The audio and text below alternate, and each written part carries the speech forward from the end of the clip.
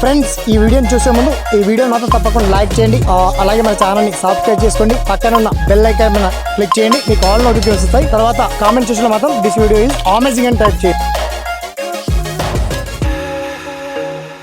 పేరు శ్రీనివాస్, మీరు చూస్తున్నారు ఎస్పీఎన్ ఎడ్యుకేషన్ యూట్యూబ్ ఛానల్. మొత్తంలో ఇవాళ ఇండియన్ పోస్టల్లో సుమారుగా 30,000 పైచిలుకు ఉద్యోగాల భర్తీకి మనకి బంపర్ నోటిఫికేషన్ రిలీజ్ అయ్యాయి.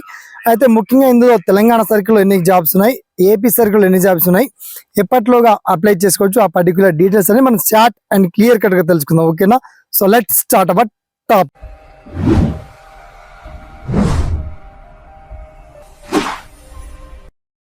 ఫ్రెండ్స్, ఇక మ్యాటర్లోకి వెళ్లే ముందు మీ అందరితో చిన్నగా విజ్ఞప్తి అండి, ఇలాంటి తాజా లేటెస్ట్ అప్డేటెడ్ ఇన్ఫర్మేషన్ తెలుసుకోవడానికి ఏమాత్రం ఆలస్యం చేయకుండా మన ఛానల్ని ఎవరైతే వన్స్ ఇంకా సబ్స్క్రైబ్ చేసుకోలేదో తప్పకుండా సబ్స్క్రైబ్ చేసుకోండి. అలాగే మీరు కావచ్చు, మీ ఫ్రెండ్స్ కావచ్చు, ఎలిజిబిలిటీ ఉండి అర్హత గల అభ్యర్థులందరికీ తప్పకుండా ఈ వీడియోని షేర్ చేయండి, లైక్ చేయండి, ఫార్వర్డ్ చేయండి.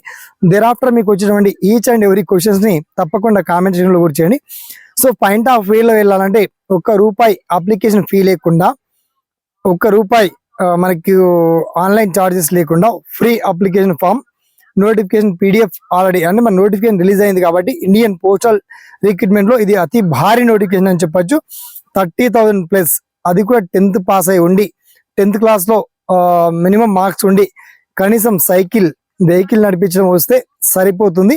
ఈ విద్యార్థులు అడిగారు.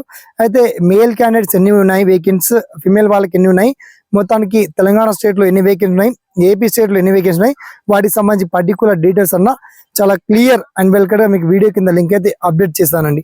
అయినప్పటికీ మీకు ఇందులో ఎటువంటి సలహాలున్నా సందేహాలున్నా వన్స్ మీ ఒపీనియన్ కామెంట్ సెక్షన్లో గురించి చేయండి. ఓకేనా? సదా మీ సేవలో ఈ SPN education YouTube channel. Thanks for watching.